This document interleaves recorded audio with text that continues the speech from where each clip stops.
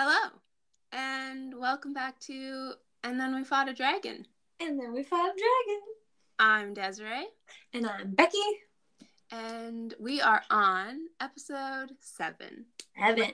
It's exciting, because that means we're close to 10. And that means, close to being, oh my gosh, we've been doing this for a year.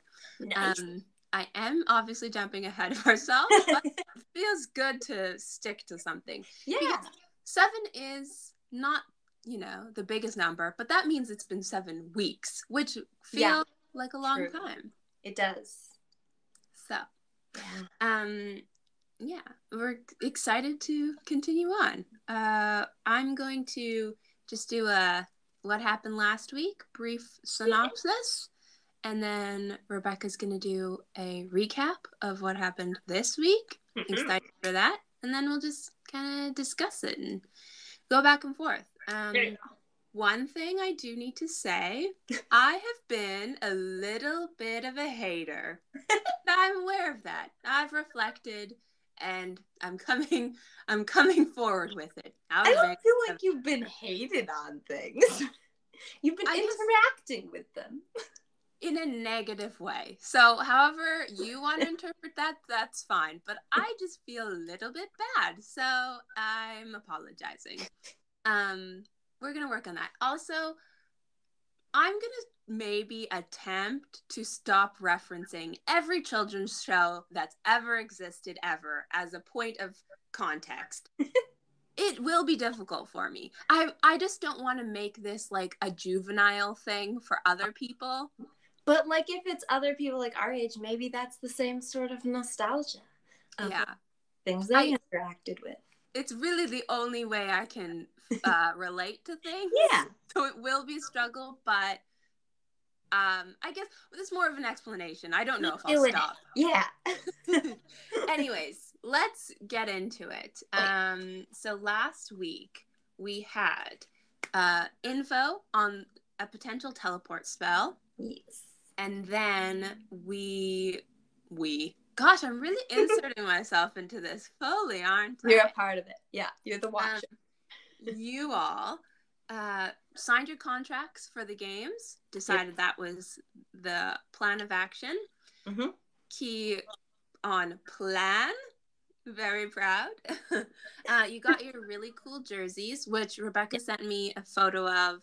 The player drew a mock-up of them. They look pretty sweet. Looks really good. So, like that. Then that's pretty much it. You did some game prep, got a lowdown on a little bit how it would work. Yeah. Got some potions, and here we are. The morning of. The morning of. Yep. So, as predicted, this entire session was in the games. And we went overtime, actually, because we didn't want to stop because it was too much fun. Mm-hmm. So because, it's game setting, it's a little weird for note-taking off because there's not so much, role-play stuff happening. But I've taken notes as best I can, and hopefully it will be as close as can be to actually being there for the real thing because it was fun. So, like you said, morning of the games, we are in a big stadium that was erected kind of in that park that we appeared in when we initially got to the Feywild. And there was a game master kind of doing some introductions of what's going to happen. So first, there's going to be some team games, which the order is determined by drawing them from a cup. And there's 3 types of games there. And then there's a short break. And then there's a group-wide game. So I'm assuming that means all the teams involved.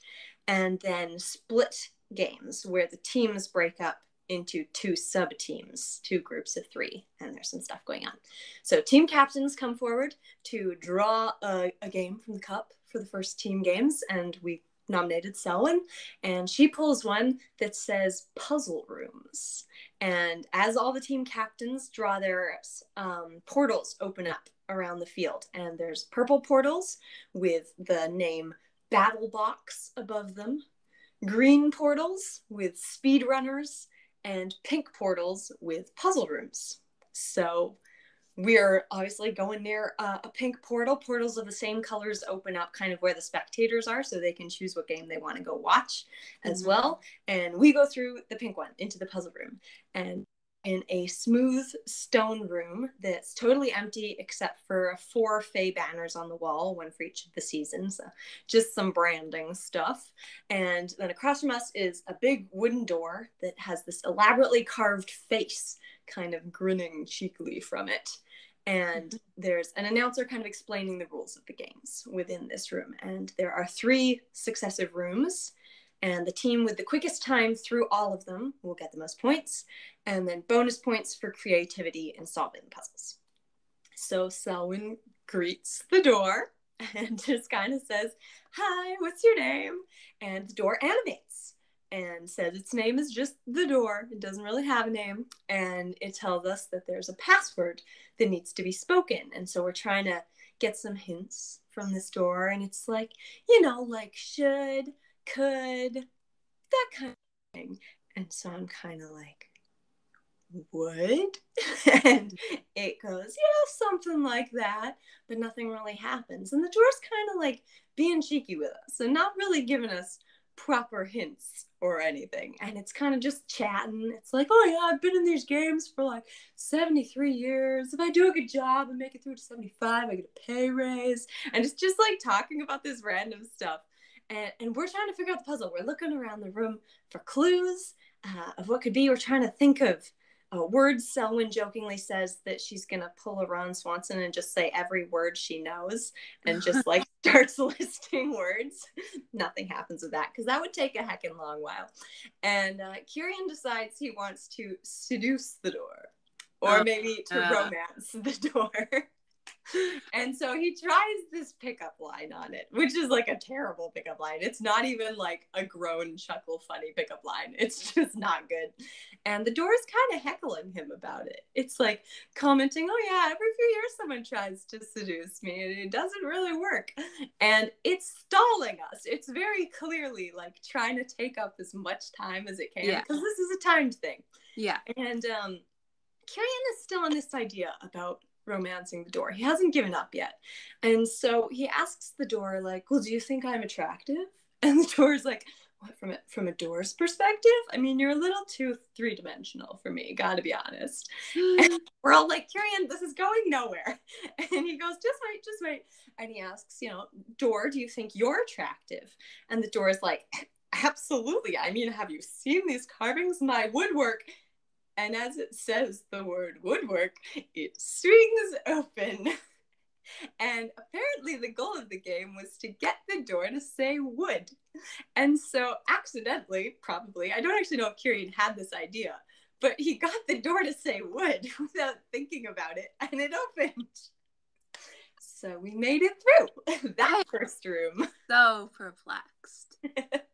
We were all like, wait, what? It was pretty exciting. Kieran actually got it done. So we enter the second room. And it's the same kind of smooth stone walls. And it's empty, except for a statue in the middle of the room that's just kind of standing with its hand out. And there's a plain door at the other side of the room. And as we all enter, all these kinds of and weapons materialize around the room and kind of fill the room to a certain extent.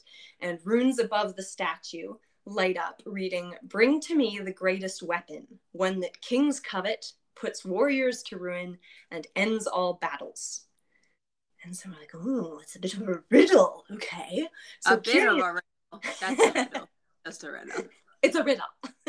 Kieran checks to see if there's a pen in the room because he has the idea like, the pen is mightier than the sword kind of thing. And there isn't a pen in the room, but Selwyn pulls out a quill and inkwell that she has and puts them in the hand. And the runes kind of shimmer a little bit as though like close, but not quite. So Ava adds a piece of paper from her sketch pad and they shimmer again, not quite. And then we realized, oh wait, we don't actually have our stuff with us in these rooms.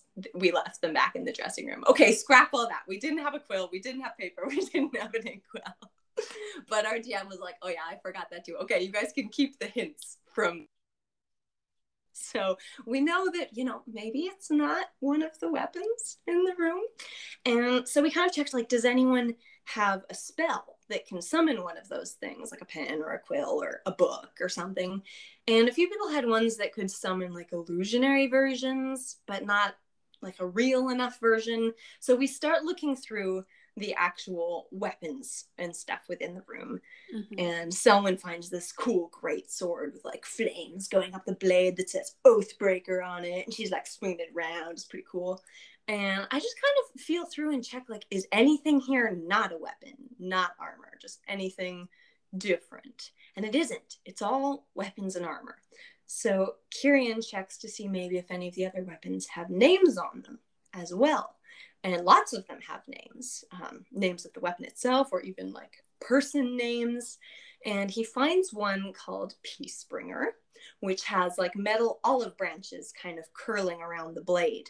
Mm-hmm. And he tries putting it in the statue's hand. And again, the runes shimmer, but not quite. And so as he takes it back, he kind of stumbles a bit and drops the sword. And the branches break apart from the blade itself. And so Ava just grabs the branches and puts them in the statue's hand, and the statue crumbles to dust and the door opens. So that was the correct blade. I guess the symbol of peace was the answer for that riddle. I am confused. Okay, continue on. It's a puzzle room. It's all, out there. But there's just so many chances. Yeah, exactly. There's no one right answer, I think, in a lot of these. Okay. That's probably why there's points for creativity, because you don't have to find the answer, you just have to find a answer. Oh, well, that helps me. It's interesting, definitely, how, like, sometimes you explain things. Obviously, I know this is not real. Yeah. But I'm like, no, it doesn't make sense. It doesn't. I don't get it, but that makes sense. It was just enough to trigger the door open. Yeah, like it's not that the answer doesn't make sense. Yeah, it's just like, how did you get to that place when there's so many other things that could have happened? I mean, like, so far, both of the doors that we've got through, we basically figured out almost by accident. Like, Kyrian accidentally got the door to say wood. Yeah. He accidentally broke the sword, which got the olive branches separate. So that definitely would have taken us a lot more time, if not for those accidents. Yeah. Yeah. Okay. I understand, but I'm more, when you say that it doesn't have to be one answer. Yeah. It has to be a answer. That helps me. Okay. Yeah. Continue. Next room. So we head into the third room, which is the final room. And again, smooth stone walls, this time with a metal door across on the far end, and on it is carved a fairly large carving of a key. And there's another riddle on this door, which says, the key is found within your head. Use the key to paint me red. Be aware of what you spurn, for what you give will be returned. And as we're reading this, Kyrian just like headbutts the door like really hard and cuts his head open and just kind of bleeds on the door a bit. He's like, what's inside your head? Paint me red. Blood, obviously. Like, on purpose? Yeah. Oh, 100%. Okay. Yeah. So he's trying to rub his blood into the key, but there's not enough blood to fill the key. So he's like ready to cut something and get a little bit of blood out, cut a fingertip or whatever. A major artery. Like, hold up. Before we like cut a limb off, what about spells? Like, spells are in our heads. Could maybe Kyrian's prestidigitation spell color it red, or conjure some paint, or like, does someone have a spell that could do this? So not really. I think Kyrian had something that he tried, I can't remember, with prestidigitation to color it red, but it wasn't enough. It didn't work. And so he's getting ready, cut that limb off again. Let's get some blood. And I'm like, oh, wait, what about like fire? Metal glows red with fire. And Ava's like, oh, I have a heat metal spell prepared, which, like, perfect. So she puts her hands kind of on the key and casts heat metal, and the little key outline starts to glow red as metal would, and the lock clicks, and she pushes the door open. So, yay, nobody died opening the door. Hooray. And we head back out onto the grass of the main stadium. And our DM gave us 10 out of 10 on creativity. Apparently, we didn't get the answer she'd expected in some of the rooms. We were doing weird alternatives that worked. And we took about 30 minutes to get through the 3 rooms. And as we walk out, some teams are out before us. Others are kind of returning around the same time or a little after us. And we kind of noticed that those coming out of the purple portals seem to have a lot more physical wounds. And some of them are being revived by medics. It seems to have been a lot going on there. Those coming out of the green portals are covered in mud, like a lot of mud splatters. They're really dirty. And some of the others coming out of pink portals, same as us, seem to have necrotic wounds, which would be like from undead or necromancy type stuff. But we don't, so like what were they doing in there? What is the green rooms again? The green room was the speedrunner. Speedrunner, okay. Yeah, so they're all covered in mud, seemingly. That does make sense for speedrunner. Yeah, it tracks. And the purple's the battle box, so the physical wounds also tracks for that. Not sure what's up with the necromancy wounds, but we avoided that, thankfully. Yep. So that's good. And the first challenge is done, so it's time for the next of the 3 team games. And Selwyn goes to the cup to draw another one, and draws battle box. So we're going through the purple portals, and we're gonna die. Yeah, so that was a little scary. Yeah. After seeing people being revived on the turf of the stadium. Yay for that. So we go through the portal into like a dusty field with tall walls either side of us and kind of going forward. And in front of us, the rest of the field is filled with like a mix of crates and platforms and stairs and barrels and kind of like a paintball or a laser tag area, like that kind of hiding and running and whatnot. And the announcer calls out that this is the match of Bones Bois versus the Playboys, which is the team that was the 3 Fey boys and the 3 human boys, where we joked they were like the Feywild mirror version of our boys back in Corintha, except these ones are tools. We don't like them very much, so now we're going to beat them. That's what we're going to do. And but there's 6 of them and 5 of you. Yeah, there's 6 of them and 5 of us. So we're at a disadvantage, but we have faith in our abilities. And the announcer kind of explains the rules for this game. So each team will have 5 minutes to plan in their little area. We're kind of, if the map is like this, we're at opposite ends of it starting. And we each have a map of what the arena looks like.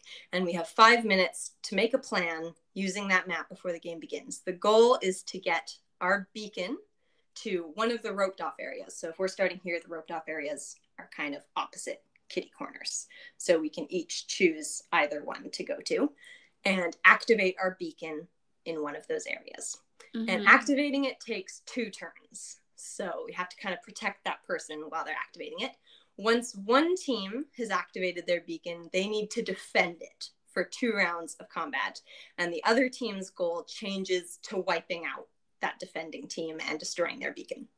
So it's a race to get the beacon started, and whoever does it first is now getting killed, basically, getting wiped out. Okay. I think here's a little... kind of capture the flag-ish. Okay, I was going to say capture the flag, but asterisks for me personally. I don't play board games well because I blacked out while Rebecca was explaining all that. Yeah, it's cool. I don't know why it happens, but as soon as people start explaining rules, I cannot follow it. So it's easier to learn by doing than by hearing. I find that as well, definitely. Yes, but usually I don't really learn very well. I mean, we have plenty of examples of you and I playing board games with other people and driving them literally mad. Up the wall. We try to make amendments. We're like, this is stupid. Let's do it this way. Or we did that in dodgeball. It doesn't even have to be a board game. No, it's any kind of game. Any competitive interaction with others. You have literally gotten into a physical altercation and not about winning. It wasn't even about winning. The game couldn't even be won, technically. You just are aggressive sometimes. I slapped one of my friends. Like a proper slap. An actual. Like, it was just instinctual. I didn't even... No, there was a reason. We were playing... Was it Apples to Apples? Or like one of those where they have to choose a card. It was a cranium game. The the matching one, you have to like find what card fits the person best. Yeah, and she didn't pick my card. And I just instinctively slapped her, which is terrible. She slapped me back. We made it even. It was okay. So, I guess so. Yeah. It was competition motivated, but I'm not competitive. I think that's truly it. Was also like 13. I got to put that out there. This was a long time ago. 14. I know for sure you were not 13. We were pretty at least 16. Okay, we should stop. It's making it worse. Anyways, the point is, competition games go over my head. So I will admit I don't follow what is the execution. Maybe it'll become clear as I kind of walk us through. I didn't want to derail it, but I wanted you to know that I have no idea what's going on. Nice. Well, our first goal is get the beacons to the roped areas. That's the first goal. Let's use just keywords and I'll follow. One step at a time. Yeah. Okay. So yeah. And then during the setup, we're also each, like all the team members are given bracelets, which change everyone's hit points to just 10. And just for comparison, mine is usually 53. So that's quite a lot lower than usual, but it kind of evens the playing field a little bit. Like everyone is equally easy to kill with a hit, essentially, so that it doesn't go on forever. If I had 53 points, it would take hours to get through this fight, but if we have 10, it goes pretty quickly. So that was a little bit of a surprise. We didn't know that was coming. But Selwyn had also given us an inspiring speech in the last session, which gave us each 5 temporary hit points. Right. So we have 15 hit points. Okay. Which is a little bit better. And also last session, we talked about how like we weren't going to be allowed to wear our armor in. During the week, the DM decided, never mind, I'm going to let you guys bring your own armor. Because the way she figured was magic users can use all their own magic. Why not let the fighter people use their own armor? Because that's kind of their equivalent of an advantage. So we all had our own armor. You had to put your dragon armor to the test. Yes. Yep. Had my dragon armor back on. And we made a bit of a plan to get our beacon to one of the roped off areas. We chose which one we were going to go to and then rolled initiative and the game began. So Selwyn picked up our beacon, which started with us, and then Kyrian dashed off to the roped area that we planned to activate it in. And as a rogue, he can dash 3 times instead of 2 times. A dash is maximizing your movement. So everyone has a set amount of movement. His is 30 feet. Normally, you can use your action to double your movement. So instead of doing your action, you move twice as far. He can also use his bonus action as well as his action and move 3 times as far. So he practically got into the roped area. He was pretty far away. And I then run to the opposite roped area because I'm going to scout if the other team's actually going there or if they're going to the same one as us. And I wasn't quite close enough to see in if they could see us yet, but that's my goal. Then Ava wild shapes into a deer. And she's going to give Selwyn a ride to the roped off area because she can move pretty far as a deer.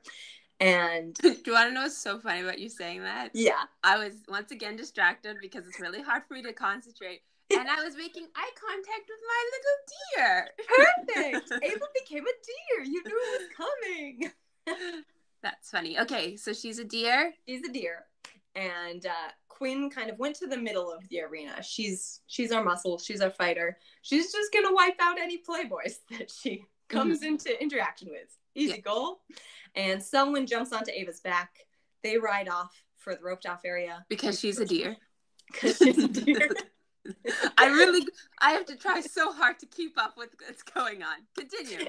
Yeah, it was pretty funny. And every now and then we have to remind ourselves, oh yeah, Ava's a deer. Just standing there as a deer in this arena. Anyway, so she rides Selwyn as far as she can to the roped area, and then Selwyn gets off and kind of closes the distance on foot as much as she can. And Kyrian's the first one to make it into this roped off area. He's looking around. No one's in there yet, but then suddenly one of the playboys runs in with their beacon. And so they had chosen the same one as us. So Kyrian surprise attacks him and manages to kill him. So their beacon is not activated. So we still have a chance. Just like straight up kill him? Just stabby. That's the goal of the game. You gotta kill. Everyone will be revived after the fact. It's not permanent death. It's just a game. Don't worry about it. Don't worry about it. We're not rolling death throws in the game, so that was good. Didn't have to worry about real death, just unconscious. And I kind of peek around the corner into the roped off area that I'm in, and across the clearing, I see one of the Fey boys doing the same thing. And we kind of note each other and then dip back away to hiding. But he's definitely seen me. So that could be a concern if his turn is before mine. Yeah. And Ava, now that she's dropped Selwyn off, kind of runs to the middle near Quinn to attack anyone with a hoose if she needs to. And Selwyn gets into the roped area and starts casting Magic Circle, which is a spell that will create a protected space around her that the Fey boys in particular won't be able to enter. So then at least we'll just have to worry about the human 3. So maybe the numbers are a bit more balanced, can protect her while she activates the beacon. Like Violet. Sorry? It's like Violet from The Incredibles. Yeah, kind of Violet-ish. Yeah, I think it's a cylinder rather than a bubble, but similar. Okay, whatever. And as she's doing, yeah. No, go ahead. Go ahead, please. As she's doing this, another one of the Fey boys jumps around the corner and stabs Kyrian, who's also in the roped off area, and like really hard. Kyrian's only still alive because of our temporary hit points at this point. Okay. Because he took damage from the door earlier and didn't heal from that fully. So he's starting under 15. He took damage from the door, or he inflicted damage on himself? Accurate. Yeah. He inflicted damage on himself with the door and didn't heal fully from that. So his hit points were below the rest of ours just to begin with. And now he's literally only at 1 hit point. So he's close. And then another Fey boy jumps up and starts heading for Selwyn as she's casting this spell.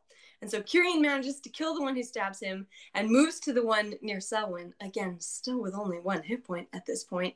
And then just before my turn, I was sneak attacked and knocked unconscious. And so I couldn't take my turn, which was really sad. Oh. And then I woke up on, the main grassy stadium field. And while I was unconscious, Kyrian was killed, unsurprisingly, because he only had 1 hit point left. Selwyn was also killed because her magic circle wasn't able to be completed in time to protect her from the Fey boys that were in the roped off area. And so just Ava and Quinn remained with 3 of the playboys in the arena. And with these beacons, if you're not able to activate it, basically whichever team kills the other team first. So now it's just a death trap at this point. Who can kill the other team first? So the rest of us out of character are cheering Ava and Quinn on like crazy. And in a nail-biting fight, Quinn is able to kill one of them.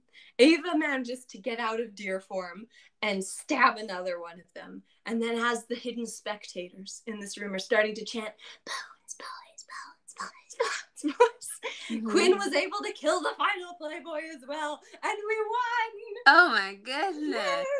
So the underdogs came back through. Medics, brought the unconscious members of both teams out of the portal and revived us all, while Quinn and Ayla walked out triumphantly as highlights of the fight were being played on screens around the stadium. It was very exciting.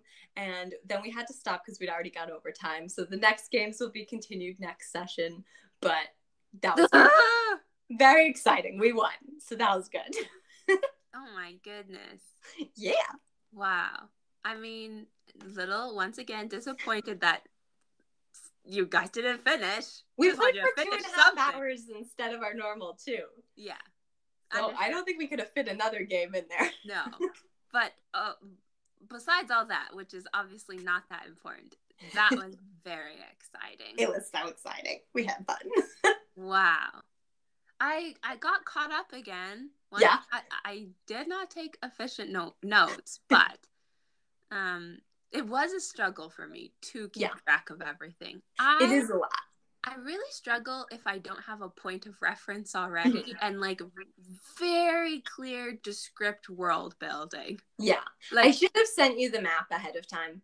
Maybe. And then you could have taken a peek at it. That probably could have helped because not even kidding, I was just pulling from every book I've read, every movie I've watched, because I'm like, I need I could obviously try to build it myself, but I didn't even know where to start.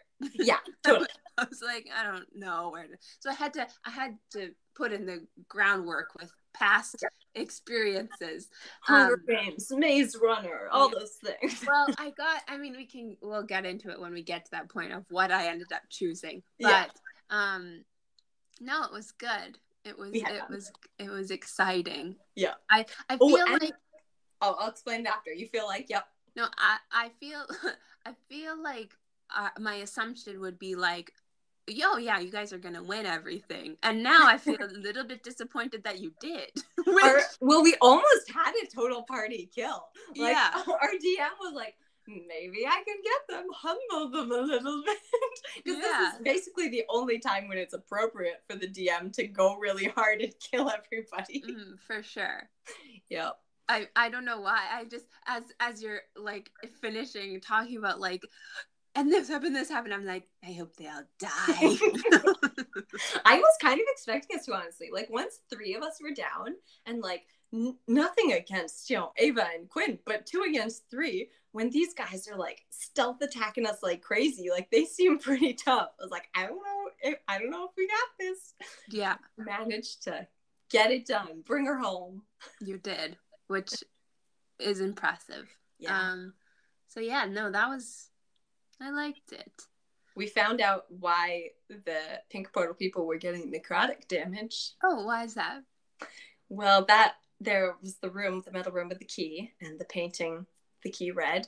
Kyrian was on the right track with that, technically. I don't know if right is the correct word, but had the key been filled with blood, probably from more than one person, because don't want to be giving someone blood loss. But then necrotic ghostly versions of them would have appeared, and the party would have had to fight necrotic versions of themselves for whoever had put blood on the key, because the part of the riddle where like, careful what you give because it will be returned. Yeah. That was the dark versions of them appearing, so they had to fight themselves and like got necrotic damage, but we managed to avoid that by doing the heat metal instead. Like Scott Pilgrim. Yeah. The Last Evil X. Yeah. Not really.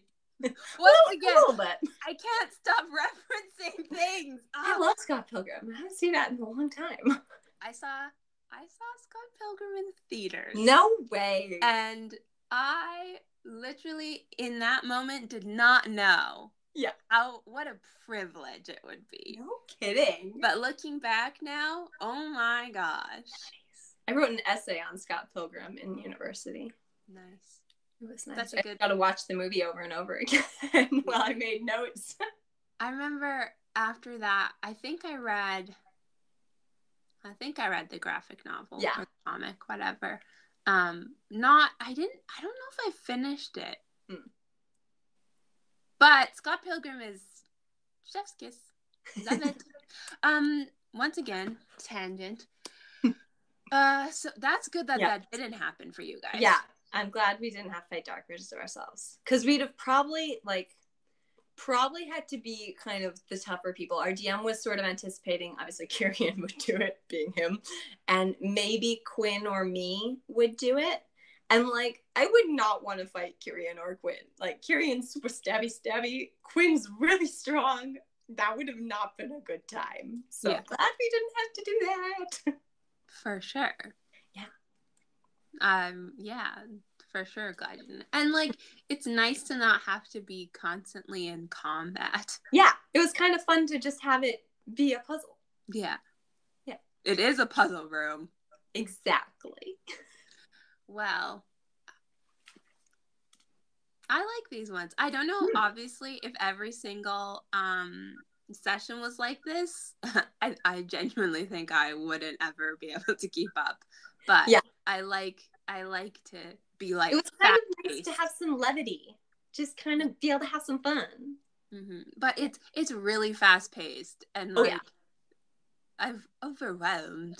Oh yeah, after session yesterday, I had a headache. I like had to go take headache meds and go right to bed. Yeah, it was rough, but it was fun. I think it's a good balance. Mm-hmm. But I don't know. I guess I can do my notes. Yeah. The few that I have. Your notes. So, my first reference to what it was like initially was, I don't know if anyone else went to private school growing up. And maybe this is also the case in other schooling places. I've been to many different types of schools, but this is the most relevant. It felt like field day. Yeah.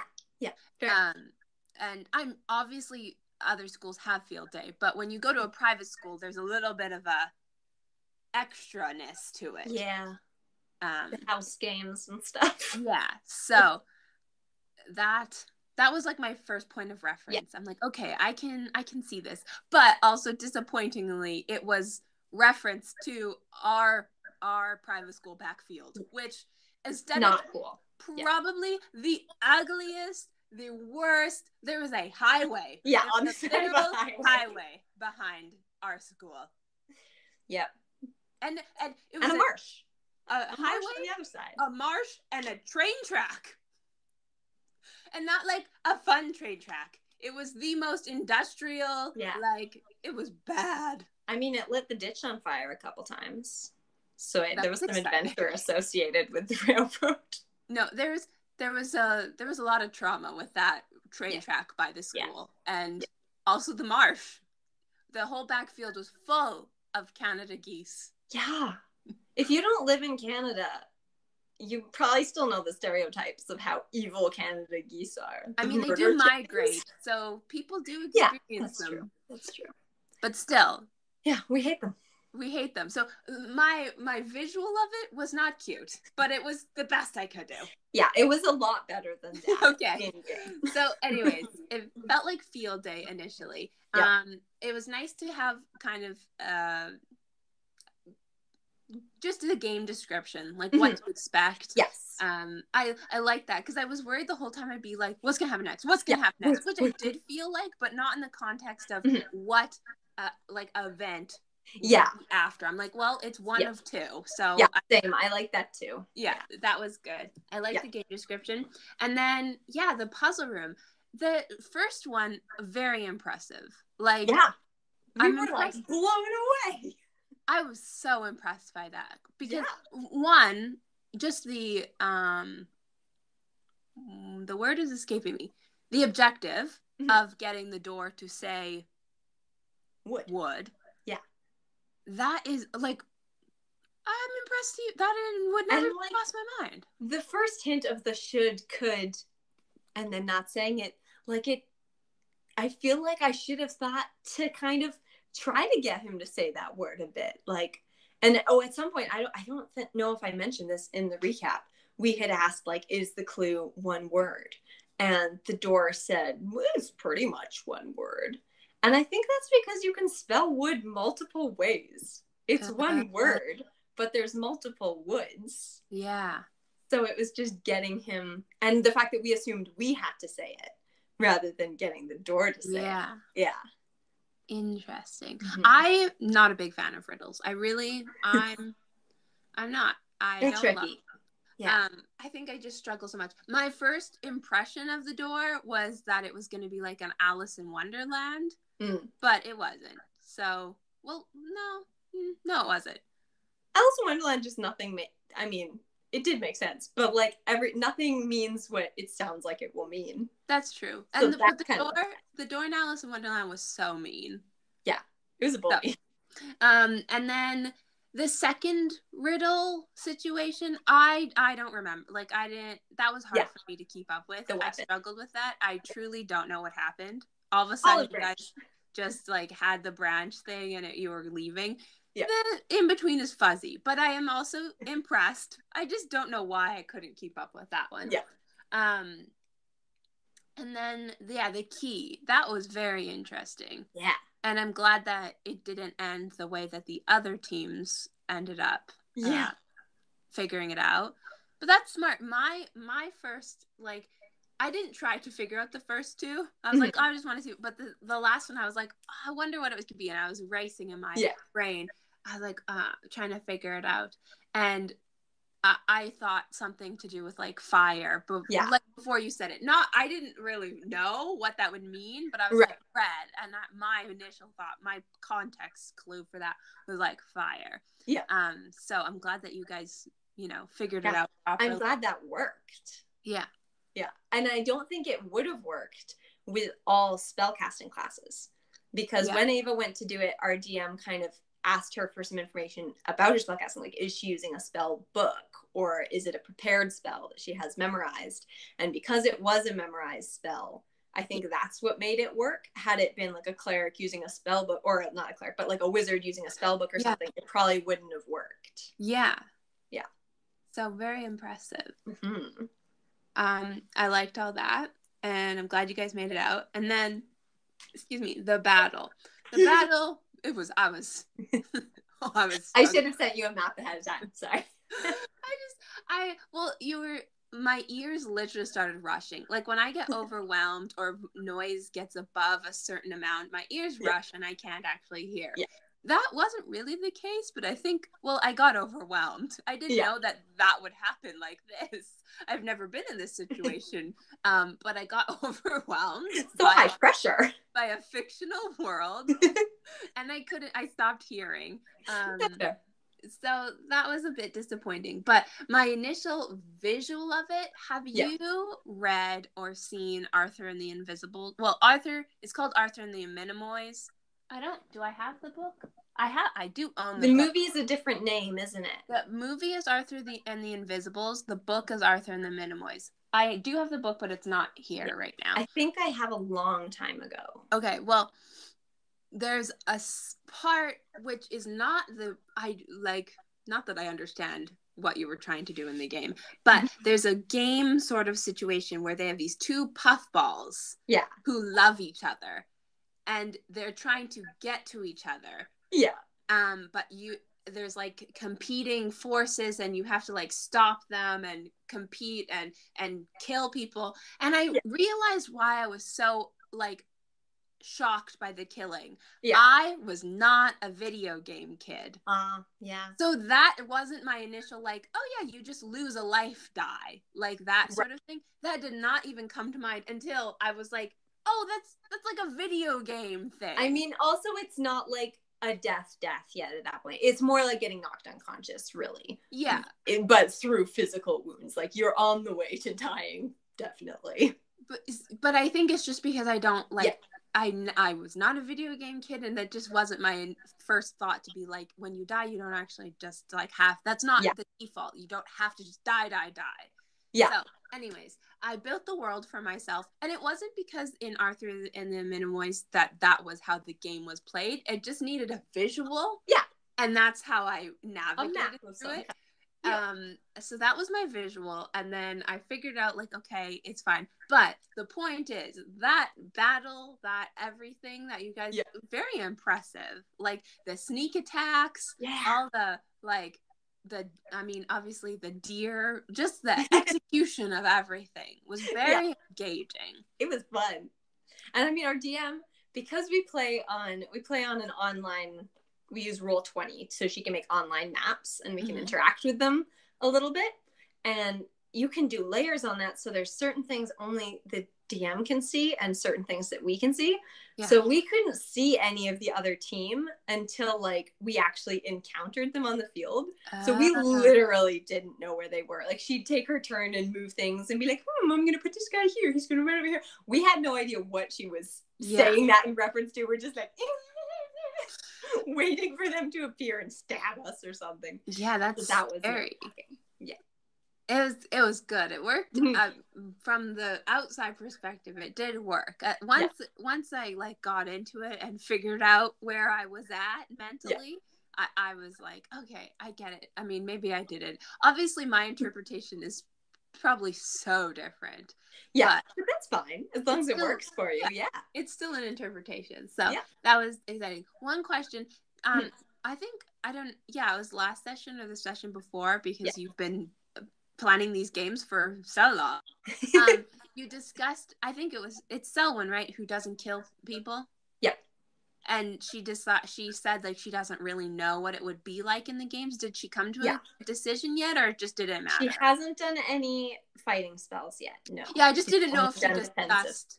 I didn't know if it was a discussion prior that like, oh, I've decided that if this happens. Yeah, not that she's shared with us. Okay. I mean, maybe she has kind of a line in her mind of when, but no, we don't know. Yeah, nothing's come up yet. She was kind of killed before she could do any damage. Yeah. So I guess, I mean, not that she knew she was going to die, but I guess she wasn't prepared to kill anyone yet. Yeah. We wished her, we kind of assumed that, I guess we hadn't read the spell clearly enough. With her magic circle, in a normal situation, you could just kind of cast it pretty quickly. But in a combat situation, every round is just seconds. And the spell takes a full minute to cast, which would mean it would take 10 turns to like fully click in. Yeah. So we kind of hadn't fully realized that until it was too late. Like, it probably would have been a better idea to trigger the beacon first and then throw up the magic circle after that to protect it. But even then, we still wouldn't have gotten it up in time, really, because you need to defend the beacon for 10 turns. So it would have balanced out. So in hindsight, it wasn't going to work as well as we hoped that it would have, but we won anyway, so it's fine. Yeah. Overall, everything worked out. So yeah, it's all good. Yeah. And that's kind of where I stopped. That's where I stopped taking notes, because then everything just kind of happened. And, I didn't go into too much detail with note taking after I got knocked unconscious. Yes. I wasn't there. I didn't know. Exactly. But you guys got through 2 rooms. Yeah. So. Yep. Got the maze, the speedrunner next. And then I think there's a bit of a break after that, probably where we can do like a short rest and heal up a little bit in case anyone needs to do that. Lunchtime? Yeah, lunchtime.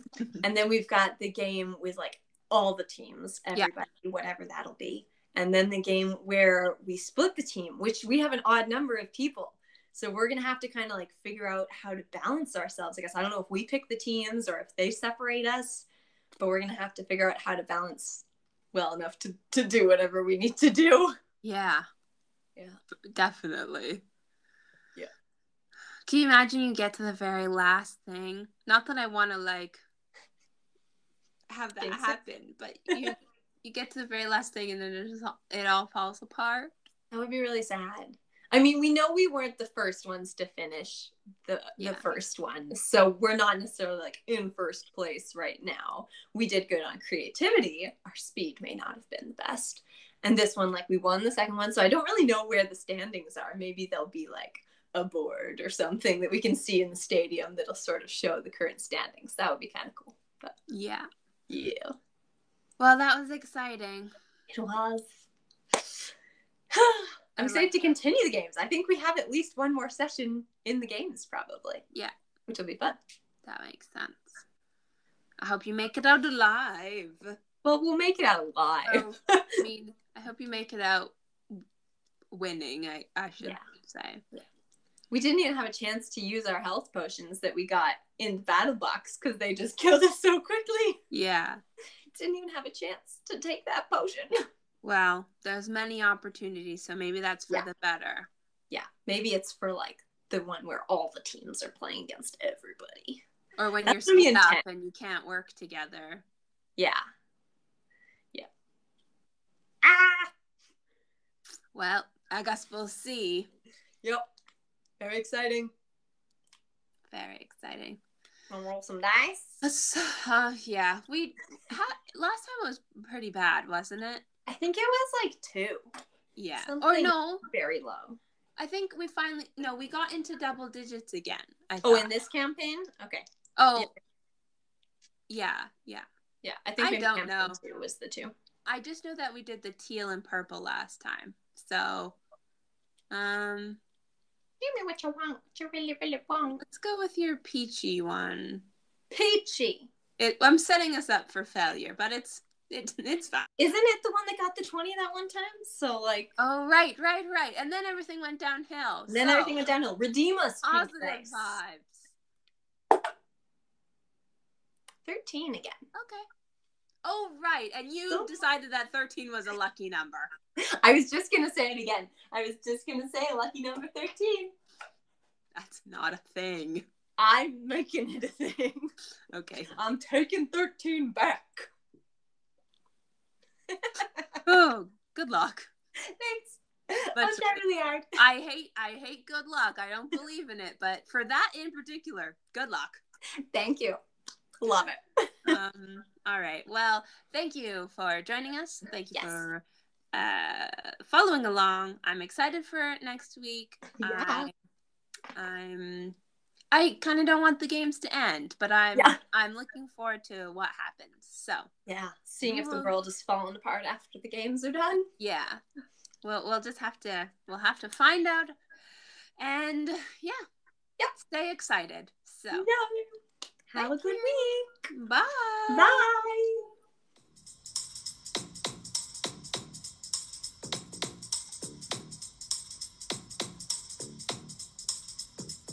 Now this is a story all about how my D&D parties came about. And I'd like to take a minute, just sit right there, and I'll tell you this week's adventure of a Bard and Ranger.